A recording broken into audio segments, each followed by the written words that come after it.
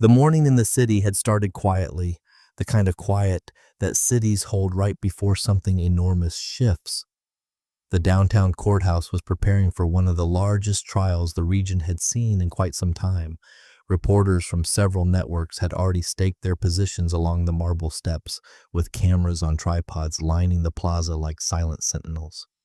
Inside, clerks moved through the hallways carrying stacks of files, while security officers checked badges with extra care, sensing that the day carried a different weight. Outside, traffic crawled past the barricades as onlookers slowed their cars to glimpse the growing crowd. Then, cutting through the noise of engines and footsteps, came the deep, smooth hum of a powerful engine gliding into the plaza. A black Rolls-Royce Phantom eased to a stop directly in front of the courthouse entrance, its paint catching the early light in a way that turned several heads at once. For a moment, the entire plaza seemed to hold its breath, wondering if a celebrity or a politician had arrived. The driver's side door opened first, but it was the passenger door that drew every eye. The woman who stepped out moved with the unhurried calm of someone who had never once needed to explain herself. She wore a charcoal suit, simple and tailored, with no logos, no flash, nothing that begged for attention. Her name was Amara Ellison, a federal judge known across the legal community for two qualities above all others: an unshakable sense of fairness and a silence that unsettled people far more than shouting ever could. Very few people outside her closest circle knew that the car belonged entirely to her, purchased with savings built over many years of discipline, not gifted, not borrowed, not stolen. She had grown up in a small house with a single bedroom shared among three sisters, and she had built every single thing in her life one careful decision at a time. None of that history was visible to the patrol officer who watched her from across the plaza. Officer Brody Kane saw only a woman, a luxury car, and a set of assumptions that had already formed in his mind before she had taken 3 steps. Kane had served on the force for many years, respected by some colleagues but quietly avoided by others who had learned to keep their distance from his temper. He leaned against his patrol car, arms crossed, watching Judge Ellison walk toward the courthouse steps. His expression slowly shifted from curiosity to something colder. "No way that is her car," he muttered to the officer standing beside him, loud enough for 2 bystanders nearby to hear every word. His partner, a younger officer named Reed Sullivan, glanced at the vehicle and then back at Kane, unsure why the comment carried so much certainty. In Kane's mind, an equation had already solved itself, without evidence, without registration, without a single fact beyond what his eyes had decided to believe. A black woman, he thought, driving a car worth more than most people could earn in many years of work. To him, the math did not need checking because the conclusion had arrived before the question had even been asked. He pushed off from his cruiser and began walking toward her with the deliberate stride of someone who believed he was about to uncover something important. A few feet away, a group of attorneys waiting for the morning session noticed the officer's posture change, and one of them, a younger woman holding a leather folder, slowed her pace just enough to watch. Something about the way Kane approached, chest forward and jaw tight, told her this was not a routine check. The plaza, already crowded with reporters and clerks and curious onlookers, seemed to shift its attention all at once toward the black car and the woman standing calmly beside it. Nobody in that crowd yet understood who she was, but everybody could sense almost instinctively that something uncomfortable was about to unfold in plain daylight. Kane reached her within moments, positioning himself just close enough to assert authority without technically crossing into hostility, a tactic he had used countless times before. "Ma'am," he said, "I need to see your license, your registration, and proof of insurance right now." Judge Ellison did not flinch. She did not raise her voice. She did not even shift her expression beyond a calm, practiced patience that came from decades spent inside courtrooms, far harsher than any sidewalk confrontation. She reached into her bag with slow, deliberate movements, fully aware that sudden motion could be misread, and handed him exactly what he asked for without a single word of protest. Kane studied the documents the way a man studies something he has already decided is fake, flipping the registration card over twice, holding the license up to the light as though searching for a flaw that did not exist. "People fake papers every day," he said flatly, more to the gathering crowd than to her. Her expression remained unreadable, though something behind her eyes suggested she had seen this exact pattern play out before in different rooms, with different uniforms, but always with the same underlying assumption. She said only, "The documents are accurate, officer," and waited. Reed Sullivan, standing a few steps behind his partner, leaned in and lowered his voice. "It looks legitimate, Kane," he said carefully, trying to diffuse the tension before it grew teeth. Kane ignored him entirely, his attention narrowing instead on proving a theory that had nothing to do with facts and everything to do with the story he had already built inside his head.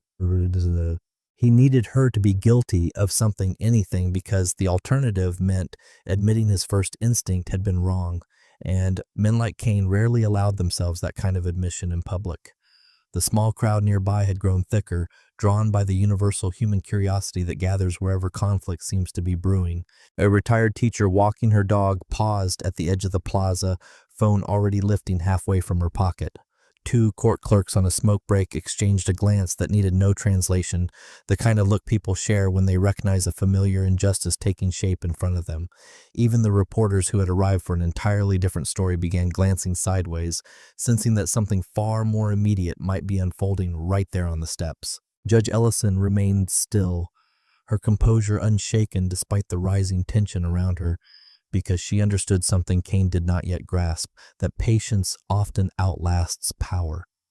She had built an entire career on the principle that calm authority speaks louder than panic ever could, and she intended to let that principle carry her through whatever came next.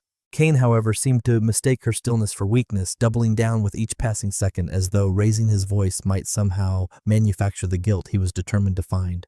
"You understand, I can have this car impounded right now," he said, his tone sharpening, daring her to react. She met his eyes directly for the first time since the confrontation began, her voice low and even.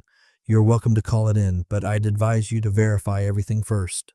The certainty in those 4 words landed harder than any protest could have, because it was the calm of someone who already knew, with complete confidence, exactly how this would end. By now, the gathering crowd had stopped pretending to mind their own business, drifting closer in small clusters along the courthouse steps. Kane ordered her to step away from the vehicle entirely, his voice carrying across the plaza with a sharpness that turned even more heads.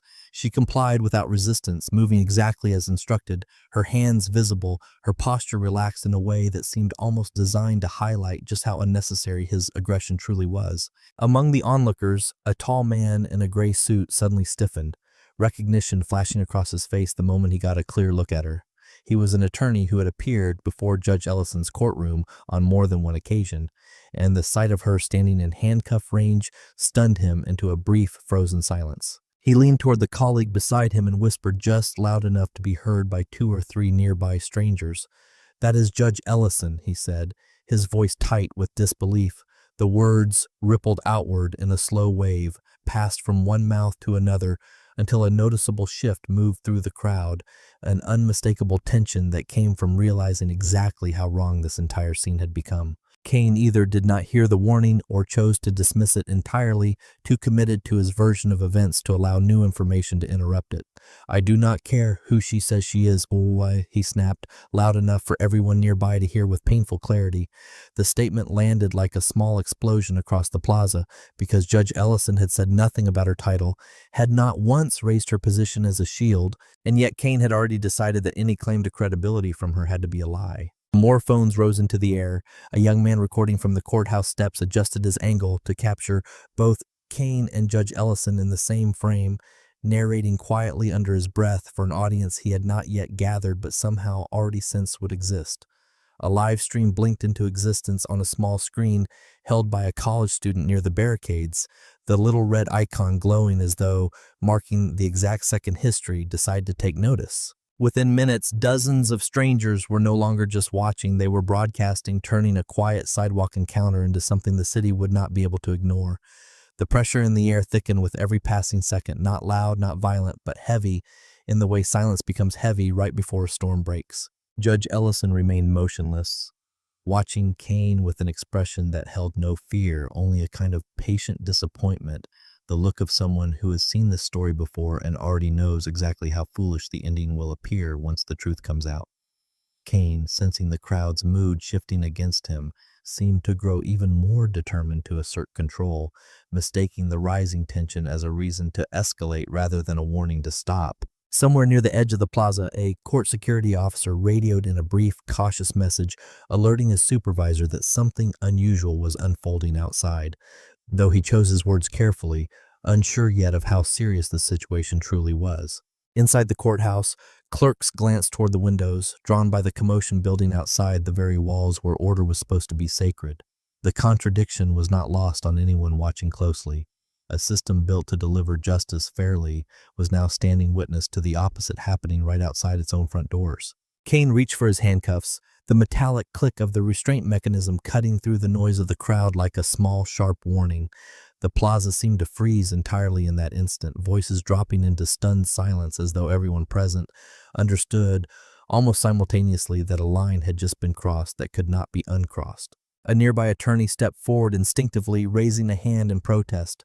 "Officer, this is unnecessary," she said firmly, her voice carrying clear authority despite the chaos surrounding her.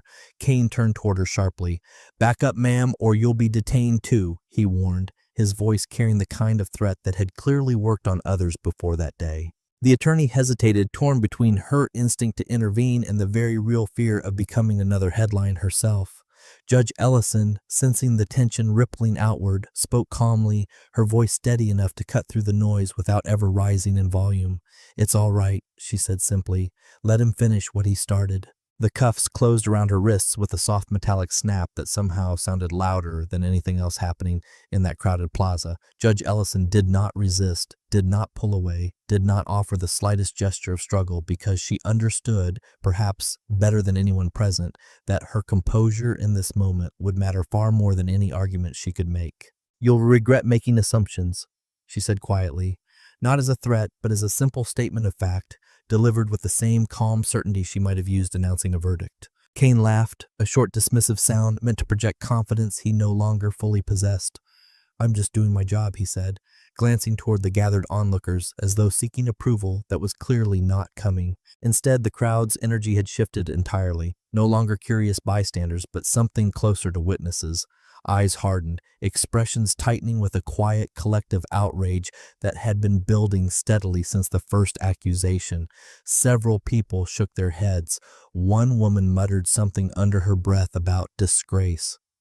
Another simply lowered her phone for a moment, as if she could not bear to keep filming, only to raise it again seconds later, determined that this moment needed to be documented no matter how uncomfortable it felt. Word moved through the crowd like electricity now. The name Judge Ellison passed from person to person with increasing urgency, each repetition adding weight to the realization that this was not simply an officer doing his duty, but something far more troubling unfolding in full public view. A reporter who had arrived that morning to cover an entirely unrelated trial suddenly found herself holding a story far larger than anything on her original assignment sheet. She began typing rapidly into her phone, capturing details before they slipped from memory, aware that whatever was happening here would not stay contained to this small courthouse plaza for long. The footage spreading online captured every second with brutal clarity. The calm woman in handcuffs, the officer standing over her with visible satisfaction, the documents he had dismissed without proper review lying forgotten in his own hand. Viewers far beyond the plaza were beginning to watch in real time, drawn by the unmistakable tension visible even through a small phone screen. Somewhere across the city, in offices far removed from those courthouse steps, certain phones had already begun to buzz with urgent, unexpected messages. With her wrists restrained and her composure entirely intact, Judge Ellison turned her head slightly toward Kane and asked quietly but firmly for permission to make a single phone call. Kane, perhaps sensing an opportunity to look reasonable in front of the growing crowd, allowed it, gesturing for another officer to hold the phone steady against her ear since her hands remained cuffed behind her. The plaza grew quieter, almost unnaturally so, as if everyone present understood instinctively that whatever happened in the next few seconds would matter far more than anything that had come before. "This is Judge Ellison," she said, her voice steady, measured, utterly without panic. "I need immediate assistance." A brief pause followed, the kind of silence that stretches longer than its actual length because of the weight pressing down on it. From the other end of the line, a voice replied simply, "I understand." Nothing more. No explanation, no raised tone, no lengthy instructions, just two words delivered with the calm certainty of someone who already knew exactly what needed to happen next. The call ended almost as quickly as it began. Kane, watching the brief exchange with visible amusement, could not resist a small laugh. "That's your big move," he said, shaking his head, as though confirming his own theory that her composure had been nothing more than empty bluffing all along.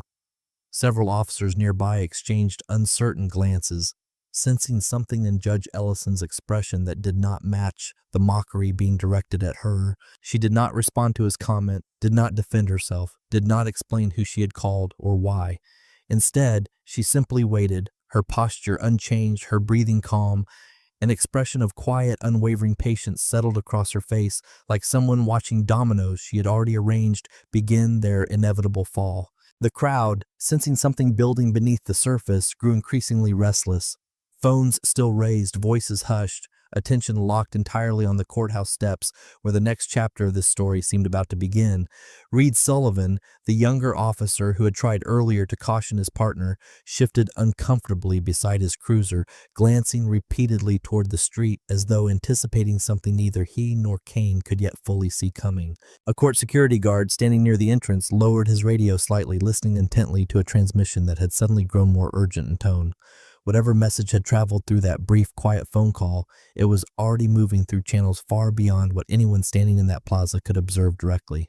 Far across the city, inside offices connected by secure lines and rapid communication networks, a chain of urgent calls had begun the moment Judge Ellison's voice reached the right ears. Names were exchanged, instructions issued, vehicles dispatched.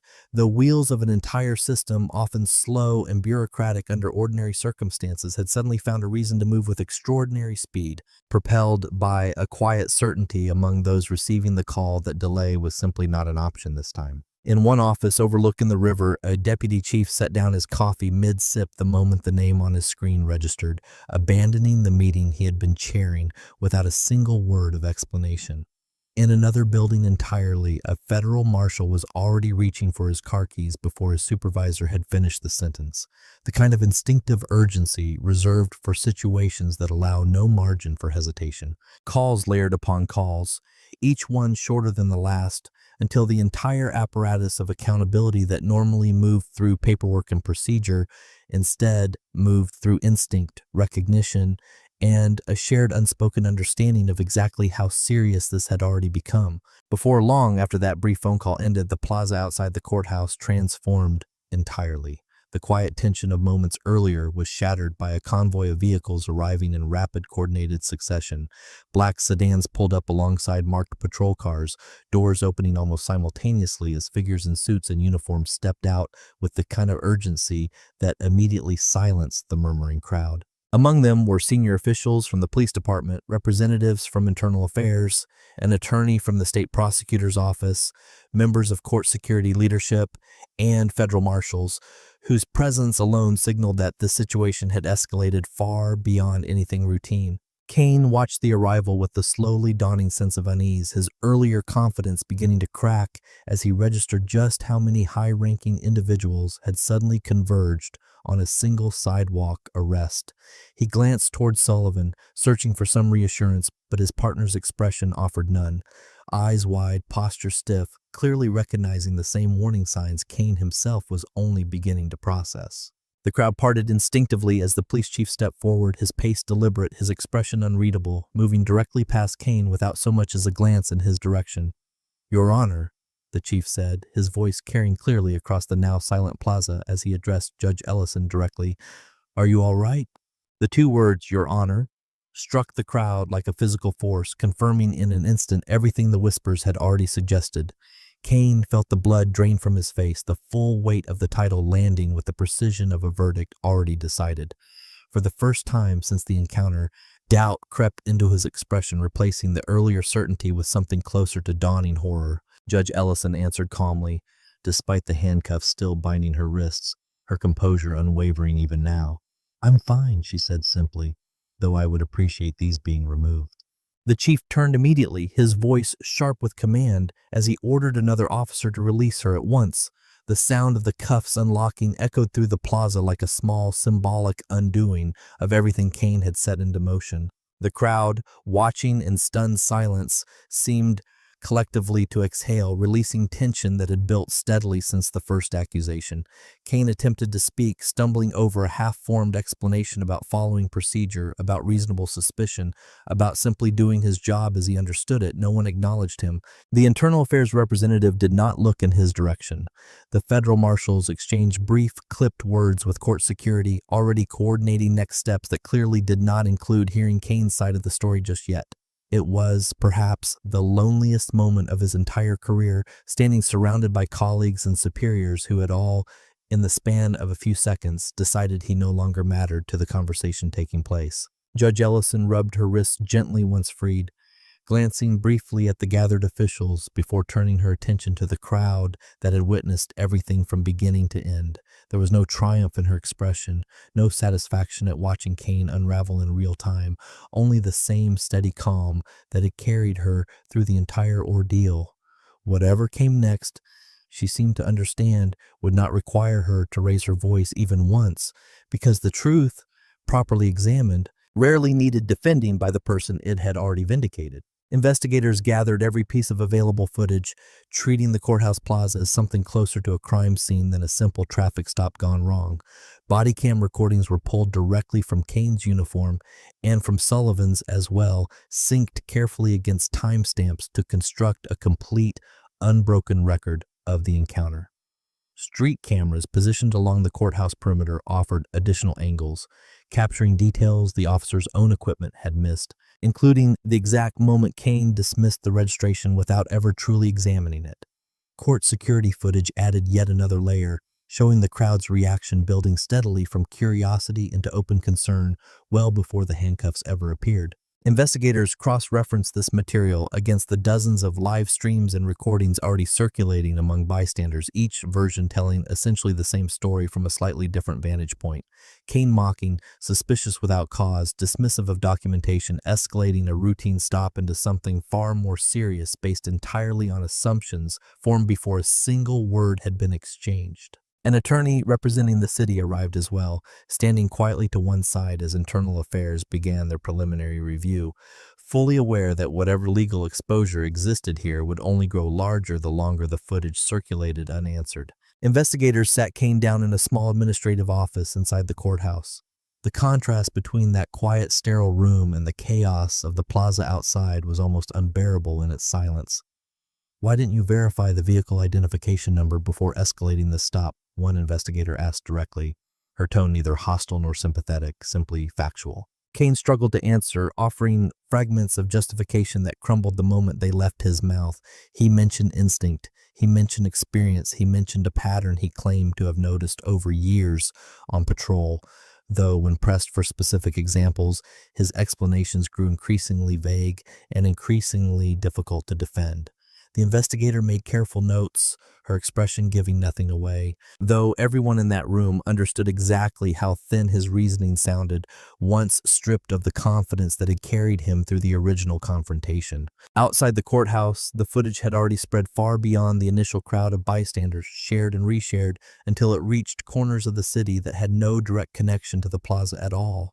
Strangers who had never met Judge Ellison found themselves moved by her composure, her patience, the simple dignity with which she had endured something no one should ever have to endure. Equally, strangers who had never met Brody Kane found themselves dissecting his every word, his posture, his dismissive laughter, building a portrait of someone whose actions seemed to confirm exactly the kind of bias many had long suspected operated quietly beneath the surface of supposedly routine policing. As the day progressed, the story had taken on a momentum no single person could control or contain, moving through the city with the kind of speed that made traditional investigations feel almost quaint by comparison. The footage was undeniable, consistent across every angle, leaving no room for the kind of conflicting accounts that so often allowed similar incidents to fade quietly without consequence. For Kane, sitting alone in that small administrative office while his career hung in an increasingly fragile balance, the absence of any defense beyond his own word had never felt more dangerous. As the investigation deepened, Internal Affairs began pulling Kane's complete personnel file, a thick stack of documents that told a story far older than the events of that single morning. Buried within years of routine evaluations and commendations were several complaints that had been filed over the preceding period, each one involving accusations of excessive authority during traffic stops, the majority directed at drivers of expensive vehicles who happened to be people of color. None of these complaints had ever resulted in serious consequences, each one quietly closed, dismissed, or settled without any lasting mark on his record. A pattern emerged with uncomfortable clarity once investigators laid the complaints side by side, dates spanning multiple instances across different parts of the city, yet the underlying behavior strikingly consistent each time. A businessman driving a luxury sedan stopped without clear cause. A young executive detained over registration that later proved entirely legitimate. A retired physician questioned aggressively despite producing every requested document within the first moments of the encounter. Each case, examined individually, had seemed minor enough to overlook. Together, they painted a picture that no one within the department could continue pretending not to see. Previously, these complaints had lacked the kind of undeniable evidence necessary to force real accountability, often reduced to conflicting accounts between officer and civilian with no clear way to determine the truth. This time, circumstances had aligned differently. Cameras everywhere, witnesses by the dozens, a victim whose position and credibility made dismissal nearly impossible. The very visibility that Kane had perhaps assumed worked in his favor, given his badge and his authority, had instead become the mechanism through which his pattern of behavior was finally undeniably exposed to full scrutiny. Investigators interviewed Reed Sullivan separately, hoping to understand whether he had witnessed similar behavior from his partner in the past. Reluctantly, Sullivan admitted that he had noticed something uncomfortable building over the time they had worked together. Small comments, certain assumptions Kane seemed to make almost automatically whenever certain types of vehicles or certain types of people crossed his attention. "I should have said something sooner," Sullivan admitted quietly, his voice heavy with the kind of regret that comes from recognizing complicity only after the consequences had already become impossible to ignore. The city's legal department, meanwhile, began preparing for what now seemed an inevitable wave of public and possibly legal scrutiny, aware that the footage alone created significant liability. Regardless of how the internal investigation eventually concluded, conversation shifted quickly from whether Kane had acted improperly to how extensively the department itself had failed by allowing years of similar complaints to accumulate without meaningful intervention. For many watching the unfolding story from outside, this realization landed even harder than the original incident. The understanding that what had happened to Judge Ellison was not an isolated failure, but the visible surface of something far deeper and far more troubling. As the day drew to a close and the sheer volume of evidence against Kane continued mounting, even his most sympathetic colleagues within the department found themselves struggling to offer any meaningful defense. The story no longer belonged solely to that single morning outside the courthouse. It belonged now to every overlooked complaint, every dismissed pattern, every moment when someone in a position to intervene had chosen silence instead of accountability. For those watching closely, the satisfaction of finally seeing consequences arrive felt tempered by the uncomfortable awareness of just how long those consequences had been delayed. A retired captain who had once supervised Kane early in his career was contacted for a brief statement, and his response, though guarded, carried its own quiet weight. "He was a good officer on paper," the captain said, "but paper never tells you what someone assumes the moment they see a certain face behind a certain wheel."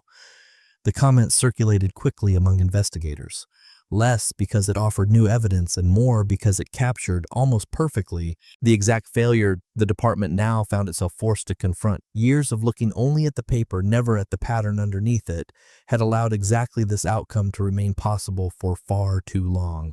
Throughout the entire ordeal, Judge Ellison conducted herself with a restraint that surprised even those who knew her well, declining every opportunity to transform her experience into something louder or more vindictive than it needed to be. When reporters approached later that day, eager for a statement dripping with outrage or condemnation, she offered instead a measured response, delivered with the same calm she had maintained throughout the entire encounter. "I trust the process to reveal accurately," she said simply, declining to elaborate further despite repeated questions, pressing for something sharper. An aide from the prosecutor's office asked her directly whether she intended to pursue personal legal action against Kane, a question that carried an implicit assumption that anger, however justified, would naturally seek the harshest possible outlet.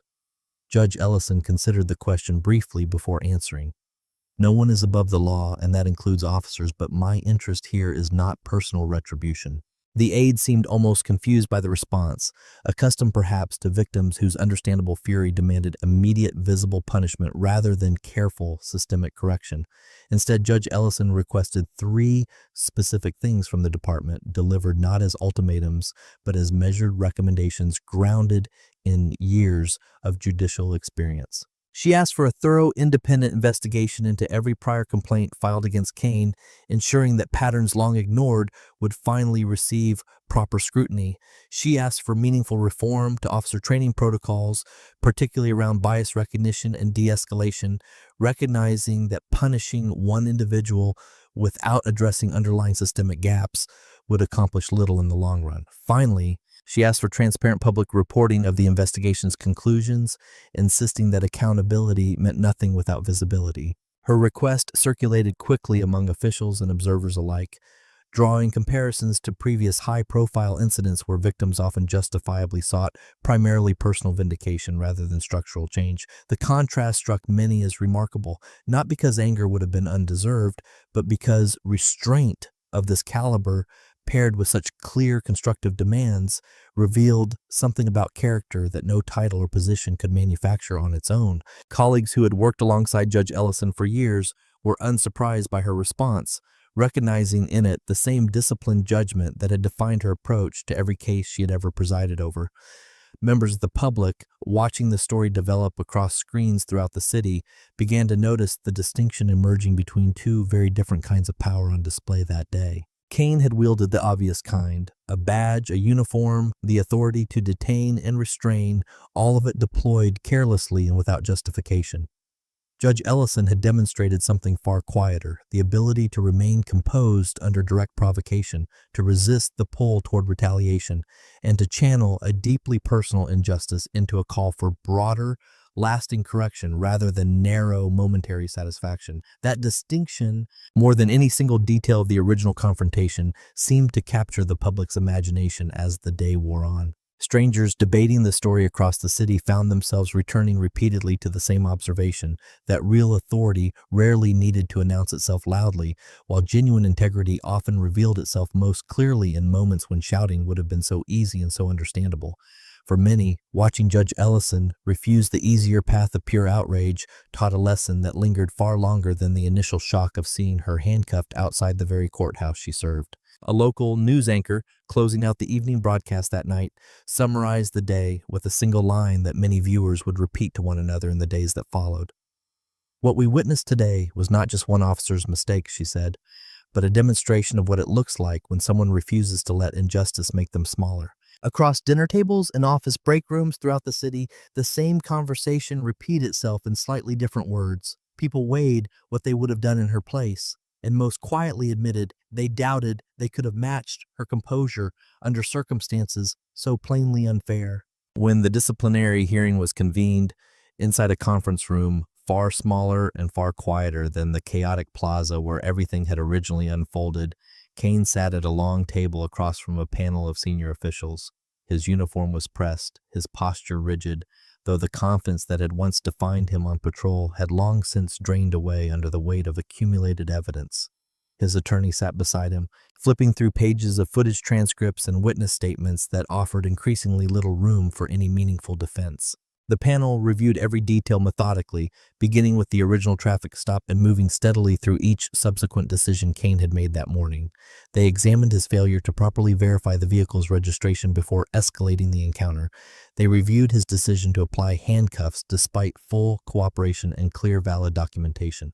They considered his dismissive treatment of warnings from bystanders who had recognized Judge Ellison well before the situation reached its most damaging point. Each decision, examined individually, might have seemed survivable. Together, they formed an undeniable portrait of conduct that fell far short of what the badge demanded. Beyond the events of that single morning, the panel also addressed the broader pattern uncovered during the subsequent investigation, the years of similar complaints that had previously gone unanswered. A representative from Internal Affairs presented findings showing that several prior incidents bore striking similarities to what had occurred outside the courthouse, each one involving assumptions made about drivers based on little more than the vehicle they happened to be operating. The cumulative weight of this pattern made clear that the morning's events were not an isolated lapse in judgment, but the latest expression of behavior that should have been addressed long before it ever reached this point. When asked directly to explain his actions, Kane offered what amounted to a final, halting attempt at justification, citing years of experience and instinct that he claimed had usually served him well. The panel listened without visible reaction, though the silence that followed his statement carried its own clear verdict long before any official decision had been announced. One panel member finally spoke, her voice steady and without malice. "Instinct that consistently targets one demographic isn't instinct," she said. "It's bias, and bias has no place behind a badge." The findings, when finally delivered, left little room for interpretation. Kane was found responsible for racial profiling, abuse of authority, unlawful detention, and conduct unbecoming an officer, several separate violations that together left the panel with no reasonable alternative beyond the most serious consequence available. He was terminated from the department immediately. His certification was revoked in a decision that would prevent him from working as a sworn officer anywhere within the state. The badge he had worn for many years was removed and placed gently on the table in front of him, a small, quiet gesture that nonetheless carried the full weight of everything that had been lost. Kane sat motionless for a long moment, staring at the badge resting on the polished wood surface. The symbol that had once granted him authority over countless ordinary mornings was now reduced to nothing more than a piece of metal stripped of meaning. He did not protest the decision. He did not argue. He simply nodded once, gathered the few papers in front of him, and walked out of that small conference room into a future entirely different from the one he had imagined when he first put on that uniform many years earlier. Later that afternoon, outside the courthouse, Judge Ellison walked down the marble steps exactly as she had on the morning of the incident, calm, unhurried, entirely unconcerned with the small cluster of reporters waiting near the bottom for some final comment. She offered them a brief nod and a few measured words about her continued confidence in the judicial process, declining once again to indulge in anything resembling triumph or vindication. There was no raised fist, no dramatic statement, no lingering glance back toward the building where her own ordeal had so publicly unfolded.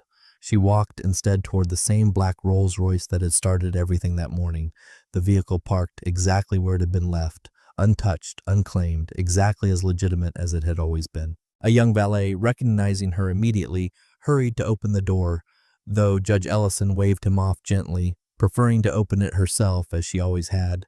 She settled into the driver's seat, adjusted the mirror with the same unbothered calm she had maintained throughout the entire ordeal, and pulled slowly away from the curb without a single backward glance toward the courthouse steps. The crowd that had gathered on the day of the incident to witness her humiliation had long since dispersed, replaced now by a much smaller group who understood the full story and simply wanted to see with their own eyes that justice had indeed found its way to a fair conclusion. Among them stood the attorney who had first recognized her that morning, watching the car disappear down the street with quiet satisfaction. Beside him stood Reed Sullivan, no longer in uniform that day. Having requested personal leave following the disciplinary hearing, his expression a complicated mixture of relief and lingering discomfort over everything he had witnessed and failed to prevent. For the city, the story did not end neatly with Kane's termination, but rather opened into a longer, more deliberate process of reform that Judge Ellison herself had specifically requested. The department announced sweeping changes to its training protocols soon after, incorporating mandatory bias recognition courses and stricter accountability measures for handling civilian complaints. An independent oversight committee was established to review patterns of officer conduct that might otherwise have continued slipping through bureaucratic cracks the way Kane's prior complaints once had. None of it erased what had happened, but all of it represented exactly the kind of lasting correction Judge Ellison had asked for instead of simple, narrow punishment. In the time that followed, Judge Ellison returned to her courtroom much as she always had, presiding over cases with the same steady discipline that had defined her career long before that single morning outside the courthouse. She rarely spoke publicly about the incident again, declining most interview requests, choosing instead to let her continued work speak for itself in the way she always preferred. Those who knew her well understood this was entirely consistent with who she had always been, someone who measured worth not in attention received, but in quiet, consistent integrity maintained through every circumstance, easy or difficult alike. A badge grants authority, but it cannot manufacture character. And the difference between the two had never been clearer than it was on that single unforgettable morning outside the courthouse. Kane had possessed every formal symbol of power available to him: a uniform, a weapon, the legal ability to detain. Yet none of it had been enough to withstand the simple, undeniable truth once it finally came to light. Judge Ellison had possessed none of those formal symbols in that moment. Only her composure, her patience, and an unwavering belief that the truth, properly revealed, would always outlast any false certainty built on nothing more than careless assumption. Justice, in the end, belonged to neither rank nor race, but to those willing to uphold the truth, even when doing so required nothing louder than simply waiting calmly and without fear for the world to catch up to what had been true all along.